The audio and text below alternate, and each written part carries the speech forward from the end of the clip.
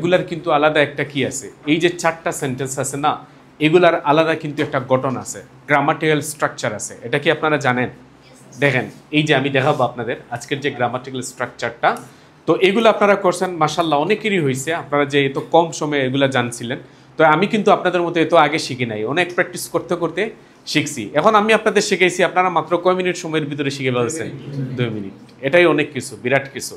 এখন আসো আমরা প্যাটার্নস, এই যে যে জিনিসগুলো আমরা লিখেছি, উপরের যে সেন্টেন্সটা লিখছিলেন এইগুলোতে কিন্তু আমি প্যাটার্নস ব্যবহার করছি, কিন্তু আপনারা হয়তো ধরতে পারেন নাই, বুঝতে পারছেন? তো এই কি কি প্যাটার্নস আছে, এই যে দেখেন, যে একটা প্যাটার্নস আছে পন, আরেকটা কি আছে না পন। দেখেন যে পন মানেটা কি, প্রথম পি মানেটা হচ্ছে পার্সেন্টেজ অথবা প্রপোর্শন, আর এই ও মানেটা হচ্ছে অফ, আর এই এন মানেটা হচ্ছে নাউন, আর এই ভি মানে হচ্ছে ভার্ব। ক্লিয়ার?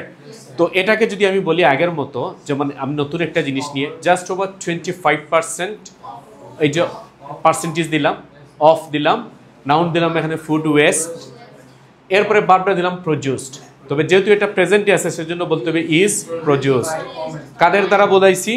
উইমেন, তাহলে বাই উইমেন। তাহলে এটা কিসের দ্বারা লিখে হয়েছে? ফন। এরপর আসুন নেপন দ্বারা, সেম স্ট্রাকচারটাকে যদি আমি নেপন দ্বারা লিখি তাহলে কেমনে? এন দ্বারা হচ্ছে নাউন, এই এ দ্বারা হচ্ছে অ্যাকাউন্ট ফর, আর এই পি দ্বারা হচ্ছে পার্সেন্টেজ অথবা কি প্রপোর্শন, আর এই ও দ্বারা হচ্ছে অফ, আর এই এন দ্বারা হচ্ছে নাউন। তাহলে এই জিনিসটা কেমনে করতে দেখো, যে নাউন ম্যান, অ্যাকাউন্ট ফরের জায়গায় অ্যাকাউন্ট ফর, পার্সেন্টেজ অথবা প্রপোর্শনের জায়গায় অলমোস্ট 3/4, অফের জায়গায় অফ, আর মেইন নাউন হচ্ছে কোনটা? Food waste. এখন তো বুঝতে পারছো সবাই যে কেমনে হয়েছে না হয়েছে এভরিথিং।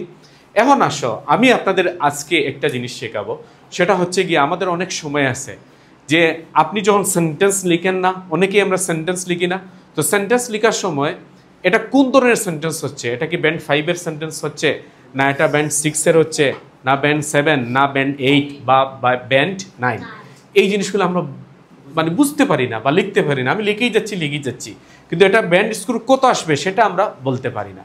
তবে এখন আমি আপনাদের সুন্দর একটা জিনিস দেখাবো যে কিভাবে আপনি ব্যান্ড 5 থেকে ব্যান্ড 9 সেন্টেন্স স্ট্রাকচার কি করবেন, আপনারা ডেভেলপ করবেন। বুঝতে পারছো? তো আমি এখানে একটা উদাহরণ লিখি, যেমন আজকে আমরা কি শিখতেছি বলেন তো? পাই চার্টস। তো পাই চার্টসের আমি এখানে একটা পাই চার্ট যদি আঁকি তোমাদের সামনে, যেমন একটা পাই চার্ট আঁকলাম, তো আপনারা সবাই জানেন যে পাই চার্ট কিভাবে আঁকতে হয় বলে তো? এই যে বৃত্তের মতো। তো বৃত্তের মতো আমি এখানে 50% দিলাম, আর এখানে একটা 30, একটা কত পার্সেন্ট দিলাম? 20%। ধরো ওটা দিলাম কত পার্সেন্ট? 50%। ওটা দিলাম কয়টা পার্সেন্ট? 30। আর ওটা কত পার্সেন্ট?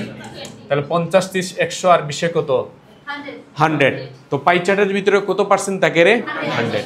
ধরো এটা দিলাম আমরা আমাদের yearly budget, Hasan science academy কত ইয়ারলি, ধরো কি দিলাম আমরা? বাজেট দিলাম। ধরো 2024 সালের এটা কি দিলাম আমরা? বাজেট দিলাম। ওকে, কোন কোম্পানির? Hasan IELTS academy. তো এটা হচ্ছে ধরো আমাদের 50% আমাদের টাকাগুলো ব্যয় হয় টিচার্স স্যালারির জন্য। কিসের জন্য বলেন তো? টিচার্স স্যালারির জন্য। ওকে, আর বাকি ধরো 30% হচ্ছে ওই যে স্টেশনারি আছে না, আপনাদের জন্য বই টই কিনা লাগে, অনেকগুলো আছে না, এইগুলা। আর 20% হচ্ছে কত আমরা বললাম? আদার্স। কি বললাম এটাকে? আদার্স। বুঝা যাচ্ছে আমার কথাটা? এই জিনিসগুলা। এখন যদি আমি আপনাকে বলি যে এইটার উপর আপনি সেন্টেন্স স্ট্রাকচার লিখেন বা সেন্টেন্স লিখেন, তখন দেখা যায় যে কেউ সেন্টেন্স লিখবে বেশি ভালো কথা, কিন্তু এই সেন্টেন্স কোন লেভেলের হয়েছে, কোন ব্যান্ডের হয়েছে সেটা বলতে পারে না। তো আজকে আমরা দেখাবো যে কিভাবে আপনি ব্যান্ড 5 থেকে কোথায় যাবেন ব্যান্ড 9-এ, খুব সুন্দর করে। আপনি যদি ওটা বুঝতে পারেন তাহলে আপনি নিজেই এর যতগুলা চার্ট লিখে আসছেন না, ততগুলা চার্টই আপনি খুব সুন্দর করে কি করতে পারবেন? লিখতে পারবেন। হ্যাঁ, সেন্টেন্সটা। তো আমি এইটা কালার একটু চেঞ্জ করে ফেলি। যেমন আমি বললাম যে প্রথম যারা ব্যান্ড 5 পাবে, কত পাবে তারা? ব্যান্ড 5। তো তারা কেমনে লিখবে স্যার? তারা এভাবে লিখবে, যেমন আমি টিচার স্যালারি নিয়ে বলবো। কোনটা নিয়ে বলবো এখন? Teacher salary. তো তারা এভাবে বলবে, দা টিচার্স, কি বলবে এখানে? দা টিচার স্যালারি ওয়াজ বলবে। ওয়াজ কত পার্সেন্ট? 50%। কোন সালে বলো তো? ইন 2024। এইরকম যদি আপনি লিখেন তাহলে আপনার ব্যান্ড স্কোর কত থাকবে বলেন তো? 5। তো আপনি এখন ব্যান্ড স্কোর কত চাচ্ছেন? 6। না আস্তে আস্তে যাও, তোমরা মানে খুব তাড়াতাড়ি 9-এ চলে যাও, তোমাদের লুপ বেশি আর কি সবার। তো ব্যান্ড 6 আপনি কেমনে লিখবেন? তো অনেক আছে স্যার আমি ব্যান্ড 6 কেমনে 10-এ পাবো আর কি। তো যারা 10-এ ব্যান্ড 6 পাবে তারা এভাবে করবে দ্য টিচার্স স্যালারি এভাবে লিখবেন ওনারা হয়তো এভাবে লিখেন দ্য টিচার্স স্যালারি। এখানে ওয়াজের জায়গায় ওনারা হেড দিবেন, কি দেন এখানে হেড, একটু উন্নত করেন, হেড কত পার্সেন্ট 50%। তবে এখানে ওনারা এই কথাটা বলতে হবে অন দেয়ার টোটাল বাজেট, কি বলতে হবে অন দেয়ার টোটাল বাজেট। বাজেটটা আমি সুন্দর করে লিখি, আপনারা বুঝতে পারছেন আমার লেখা ধরা যায়? ওকে, বাজেট শেষ। এইভাবে লিখলে উনি কত স্কোর পাচ্ছেন? ব্যান্ড 6। হ্যাঁ, কোনটা ইয়ার চাইলে দেন, আচ্ছা আপনি দিতেন তাইলে এরপরে দেন ইয়ারটা। ইন 2000 কত দিবেন আপনি? 24 দেন, এই যে দিলাম। এখন আসো ব্যান্ড 7। অনেকের ইচ্ছা থাকে কি স্কোর পাওয়ার জন্য বলো তো? ব্যান্ড 7.0। তো উনি কেমনে দিবেন? উনি এই স্কোরটা কেমনে পাবেন? তো উনি এইভাবে বলতে হবে দা কি দিবেন? টিচার্স কি দিবেন? হ্যাঁ, স্যালারি। কি বললেন এখানে উনি? স্যালারি। এখন আসো উনি একটা কোথায় পাবে? ওই যে অ্যাকাউন্টেড ফর আছে না, তাইলে অ্যাকাউন্টেড ফর লিখবেন। আর 50% না লিখে উনি কি লিখবেন বলো তো? 50% কি বলা হয়? Half of their. এরপরে বলবেন উনি টোটাল কি বাজেট। এই যে একটু আগে আপনারা ফ্র্যাকশনগুলো ভগ্নাংশগুলো শিখলেন না, প্রপোর্শন করে কেমনে লিখতে হয়? টোটাল কি বললেন আপনি? বাজেট। কোন সালে বলো তো? ইন 4। শেষ। তাইলে এইভাবে লেখলে সে কত পাচ্ছে? ব্যান্ড 7। তো আপনি যদি শুধু জাস্ট এইটা চেঞ্জ করতে চান তাইলে এটা ইকুয়াল টু আর কি দেওয়া যায়? দা টিচার্স স্যালারি। হ্যাঁ, মেড আপ, এই যে ওদের মুখস্থ আছে, কি দিতে হবে এখানে? Made up. এরপরে হাফ দিতে হবে অফ দেয়ার টোটাল কি বলো? বাজেট, বাদ বাকি যা আছে সেগুলা। তো এইভাবে দেখেন যে এটা হচ্ছে ব্যান্ড 5, এরা হচ্ছে ব্যান্ড 6, আর এভাবে লিখলে তারা কত পাবে? ব্যান্ড 7। আরও কি আপনারা দেখতে চান? 8, 9 দেখতে চান? তাহলে তো একটু 8, 9 কি আপনি এমনি পেয়ে যাবেন। আপনার তো ভিতরে শো অফ করা লাগবে যে আমি এইরকম ল্যাঙ্গুয়েজ জানি, আপনার ভেতরের স্কিল দেখানো লাগবে। তো সেই স্কোরটা আমরা কেমনে পাবো? দেখেন যে ব্যান্ড 8 যদি আমরা এখানে নিয়ে আসি, দেখেন ব্যান্ড 8.0 যদি আমার কোনো স্টুডেন্ট পেতে চাও তাহলে আপনি এভাবে লিখতে হবে সেন্টেন্স স্ট্রাকচারটা। এখানে বলতে হবে দ্য টিচার্স, আমি সবসময় সাবজেক্টটা ঠিক রাখতেছি, দ্য কি বলতে হবে আপনাকে? The teachers salary. এরপরে আপনি বলবেন এখানে কম্প্রাইজড, কি বলতে হবে? ওই কম্প্রাইজড মানে অ্যাকাউন্টেড ফর, এগুলো একই কথা, কম্প্রাইজড। এরপরে কত লাগবে? 8। এরপরে কত? হাফ। এই বলবেন on their total budget. On their কি বললেন? কিন্তু এখানেই শেষ না, এরপরে কি লিখতে হবে? একটু বড় করে লিখতে হবে। এরপরে হাইলাইটিং লিখতে হবে। কি লিখবেন এখানে? হাইলাইটিং। একটু ছোট হয়ে গেছে, হাইলাইটিং সিগনিফিক্যান্ট রোল। কি লিখতে হবে এখানে? সিগনিফিক্যান্ট মানেটা কি? এটা বিশেষ রোল। এরপরে ROLE কোন সালে? ইন 2024। তাহলে এটাই সবচেয়ে সেরা ছিল, বোঝা যাচ্ছে। তাহলে দেখো the teacher salary comprised at half on the total budget. এরপরে বলছি হাইলাইটিং সিগনিফিক্যান্ট রোল ইন 2024। তাহলে এটা কি ব্যান্ড 7 এর মতো হয়েছে? আরো উন্নত হয়েছে না? এখন ব্যান্ড 8 যদি লিখতে হয় তাহলে কেমনে লিখবেন স্যার? ব্যান্ড 8, হ্যাঁ ও সরি ব্যান্ড 8 তো শেষ করে ফেলছি, ব্যান্ড কত? 9। তাহলে তো আরো উন্নত করা লাগবে। আরো কি করা লাগবে? উন্নত করতে হবে। তো ব্যান্ড 9 মানে আপনি একজন নেটিভ স্পিকার, আপনি নেটিভ লেখক, আপনি বইটই কোনো লেখা আপনার জন্য কোনো ব্যাপার স্যাপার না, ঠিক আছে? তো এই জিনিসটা আপনি কেমনে লিখবেন দেখেন।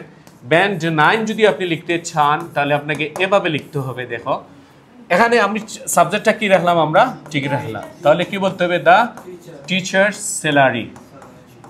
হ্যাঁ, কম্প্রাইজডের বদলে কম্প্রাইজ লিখতে পারেন, অথবা কনস্টিটিউটেড। কি বলতে পারেন আপনি? কনস্টিটিউটেড। এরপরে এটার সাথে এড কত? হাফ। এরপরে বললেন অন দেয়ার টোটাল বাজেট। আগের যে কথাটা আছে সেম কথাটা বললেন, অন দেয়ার কত? Total budget. এরপরে এভাবে লিখতে হবে অন দেয়ার টোটাল বাজেট। হ্যাঁ, এরপরে কথাটা এভাবে বলতে হবে যে আন্ডারস্কোরিং। কি বলতে হবে আপনাকে? আন্ডারস্কোরিং দেয়ার। দেখেন আন্ডারস্কোরিং দেয়ার কি বলতে হবে? ডমিনেন্স। ডমিনেন্স মানেটা কি রে বলো তো? হ্যাঁ, তোমরা তো জানো হাইয়েস্ট। ডমিনেন্স মানেটা কি?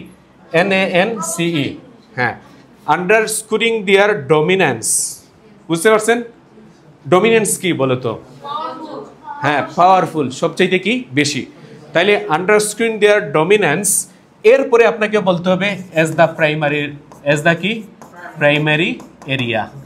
প্রাইমারি কি বলতে হবে আমাদের এরিয়া। আর সালটা কত বলো তো 24। তাহলে তো দেখলাম আমরা, দেখেন যে এইটার চেয়ে এইটা কি একটু ডিফারেন্ট আছে না? তাহলে ফুল সেন্টেন্সটা আমরা পড়ি, the teachers salary constituted at half on their total budget, underscoring their dominance as the primary area in 2024. তাহলে মোস্ট ইম্পর্টেন্ট যে জিনিসগুলো দেখেন যে এখানে আমরা কেমনে কোনটা করছি না করছি। তো আমি এখানে একটু এই কালারটা নিলাম। দেখো প্রথম থেকে কেমনে চেঞ্জ হচ্ছে তার ভোকাবুলারি। কি ছিল এখানে? ওয়াজ। এখানে কি ছিল? ব্যান্ড 6 এ হেড। দেখো একটু চেঞ্জ হচ্ছে না? ব্যান্ড 5 থেকে ব্যান্ড কোথায়? 6 এ। আবার ব্যান্ড 7 এ দেখেন যে এখানে কি দিছি আমরা? Accounted for. আবার আপনারা বলছিলেন কি মেড আপ, এটাও নেওয়া যায়। কিন্তু দেখেন যে এই ট্রানজিশনটা কেমনে হয়েছে, এখানে এসে এটা কি হয়ে গেছে? Comprised add. কিন্তু এখানে এসে নতুন দুইটা জিনিস বাড়ছে, হাইলাইটিং সিগনিফিক্যান্ট রোল ইন 2024। আবার দেখো এইখান থেকে যখন ব্যান্ড 9 এ নেমে যাচ্ছে তখন কি হয়ে গেছে? Constitute add. তবে হাইলাইটিং কথাটা আর হয় নাই, এখানে কি চলে আসছে? আন্ডারস্কোরিং দেয়ার ডমিনেন্স, মানে হচ্ছে highest as the primary area, মানে প্রধান এরিয়া হয়ে গেছে কত সালে? 2024 এ। তাহলে এভাবে আপনারা লিখতে পারবেন না সব জিনিস? এইভাবেই লিখলেই তখন আপনার বোঝা যাবে যে আপনি সব ধরনের স্কোরটা জানেন, কোনটা লেখলে কত স্কোর আসবে। তো আমরা কোন স্কোরে চেষ্টা করব সব সময়? ব্যান্ড 7 থেকে ব্যান্ড 9 না, ব্যান্ড 7 থেকে কোনটা? ব্যান্ড 9। ব্যান্ড 5ও না, ব্যান্ড 6ও না। আমাদের এই স্তরে থাকলেই আলহামদুলিল্লাহ এনাফ। ঠিক আছে আপনাদের? তো আমি এটা কি তুলছেন? আপনারা তুলছেন? আচ্ছা, তাহলে মিস্টার নোমান একটা পিক তুলে নেন, আমি আরেকটা বুঝাবো, 2 মিনিট যাবে। আগে আপনারা দেখলেন ব্যান্ড কিভাবে 7, 8, ব্যান্ড 9 পেতে হয়। তো সেই অনুপাতে এই একটা জিনিস আমি একটা গ্রাফ নিয়ে আসলাম এখানে। আচ্ছা, এই যে একটা গ্রাফ আমি নিয়ে আসলাম আপনাদের সামনে। তো দেখেন যে এই গ্রাফের হাইয়েস্ট কোনটা আছে বলেন তো আমাকে? কোনটা আছে হাইয়েস্ট? সার্ভিসেস। আচ্ছা ওয়েট, আমি কালারটা একটু চেঞ্জ করি। এখানকার হাইয়েস্ট কোনটা আছে বলেন? হ্যাঁ, এই যে সার্ভিসেস হাইয়েস্ট আছে 52%। আর লোয়েস্ট কোনটা আছে এখানে? এগ্রিকালচার এবং কোনটা? ফিশিং। ফিশিং। তো আপনি যেহেতু আইএলটিএস কোর্স করছেন, আপনাকে বলা হলো যে আপনি হাইয়েস্ট এবং লোয়েস্ট দিয়ে আমাকে একটা সেন্টেন্স দেখাতো। তো আপনি কেমনে লিখতে পারবেন জিনিসটা বলেন তো আমাকে, হাইয়েস্ট এবং লোয়েস্ট দিয়ে? তো আপনারা তো এর আগে অনেকগুলা জিনিস শিখে আসছেন এখানে, তাই না? তো আপনি প্রথমে বলতে হবে এটা কোন সাল। ধরো এটা 92 সাল, 1992। তাইলে আমরা প্রথমে লিখতে হবে ইন কত? ইন 1990 কত হবে? 2 কমা দিতে হবে। তো প্রথমে সার্ভিসেস, ঠিক আছে না? তো এই কথাটা আমরা বলতে হবে দ্য মোস্ট। আচ্ছা, আমরা বলতে পারি most of the work forces. Most of the কি? Work force. হ্যাঁ, ওয়াজ এমপ্লয়েড, মানে এখানে এমপ্লয় করা হয়েছে, তারা ওয়ার্ক করছে আর কি। কোন কোন বিষয়ের উপর?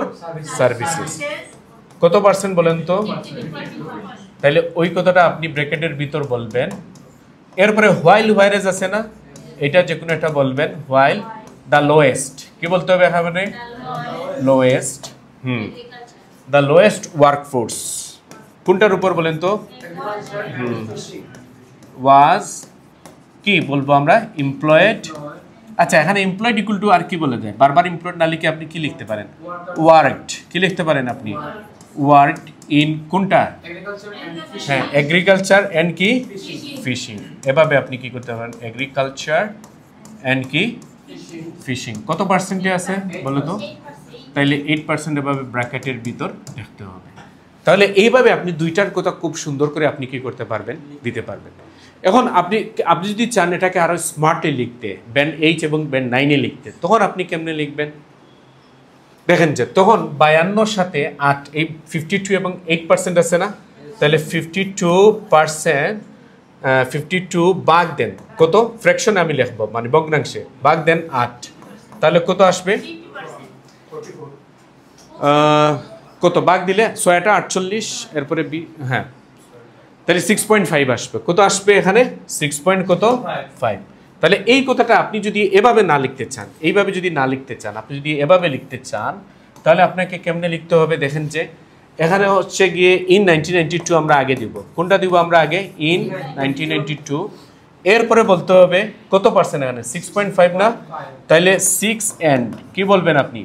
6 and 6 and 8.5 কে কি বলা হয় হাফ তাইলে 6 and a half বলতে হবে 6 and a half টাইমস হ্যাঁ এরপরে বলতে হবে আপনাকে as একটা কথা বলতে হবে as many people এরপরে বলতে হবে ওয়ার্কড অথবা এমপ্লয়েড ওয়ার্কড ইন কোন ডিপার্টমেন্টের উপর বলেন তো সার্ভিসেস এরপরে বলতে হবে as কারণ as নিলে আপনারা কি করছি আমরা তুলনা করছি as কোন বিষয়ের উপর লিখবো বলেন তো ইন হ্যাঁ ফিশিং এন্ড কি হ্যাঁ ও আচ্ছা আগে এগ্রিকালচার আচ্ছা আমি পরে লিখতেছি আপনারা বুঝে নিন বুঝা গেছে হ্যাঁ এগ্রিকালচার তখন বোঝা যাবে এই যে আপনি এভাবে লিখছেন 6.5 কে তখন বুঝবে সে নিজে ভাগ করবে গিয়ে যে আপনার এটা চেক করবে সে নিজে ভাগ করে এগুলা কি করবে বের করবে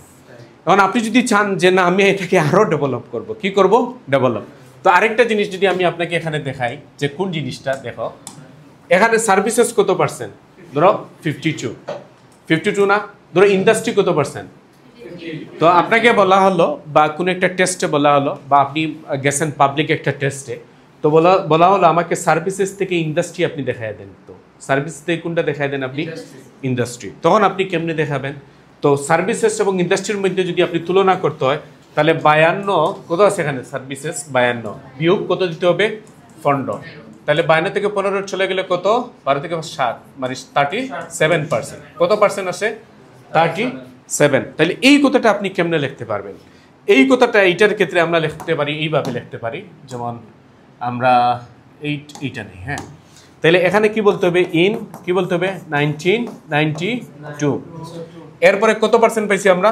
37% তাহলে 37% অফ মোর লিখতে হবে এখানে মোর ওয়ার্কফোর্স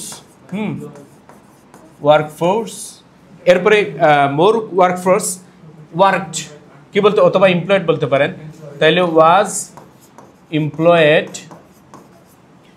কোথার উপর করছে এমপ্লয়েড তারা সার্ভিসেসের হ্যাঁ সার্ভিসেস কত পার্সেন্ট বলেন তো এটা 52% এরপরে দেন লিখবেন কি লিখতে হবে আপনাকে দেন হ্যাঁ দেন লিখে কার কথা বলতে হবে ইন ইন্ডাস্ট্রি ইন্ডাস্ট্রির পার্সেন্টেজটা কত বলেন তো আপনারা হ্যাঁ কত পার্সেন্ট 50% তারপর ফুল স্টপ তাহলে ফুল সেন্টেন্সটা আমি যদি একটু পড়ি in 1992 37% of more workforce was employed in services 52% then in industry কত পার্সেন্ট 15% তাহলে দেখো যে একটা সেন্টেন্স কয়টা নিয়মে করা যায় এই একটা নিয়মে করলাম পরে 2 নম্বর নিয়ম পরে কয় নম্বর নিয়ম আমরা 3 নম্বর দেখেন যে বিয়োগ করেও করতে পারবেন ভাগ করেও করতে পারবেন আবার সরাসরি এভাবেও কি করতে পারবেন লিখতে পারবেন তখনই দেখা যাবে যে আপনি ব্যান্ড 7 ব্যান্ড 8 এবং কোথায় আছেন ব্যান্ড 9 এ আছেন তো এটাও তুলে নেন আপনারা বাসায় নিয়ে আপনাদের নোট খাতা আছে না নোট খাতা তো এখন পারবেন না এভাবে ডিয়ার স্টুডেন্টস ওকে এইভাবে আমি আপনাদের সম্পূর্ণ চার্টগুলোর সম্পূর্ণ ক্লাসে আমরা প্রত্যেকটা ক্লাসে কি ছিল বলেন তো গ্রামার ভোকাবুলারি এরপরে আমাদের কোন লেসন ছিল মেইন লেসন তো এভাবে আপনারা যদি করেন আর আমাদের বইয়ের পেজ নাম্বার বলছিলাম না 9 থেকে কত পর্যন্ত 25 এগুলা পড়লে ইনশাআল্লাহ দেখবেন যে আপনার আর গ্রামারে বা গ্রামাটিক্যাল যে জিনিসগুলো আছে এগুলাতে আর কোনো প্রবলেম হবে না ইনশাআল্লাহ ঠিক আছে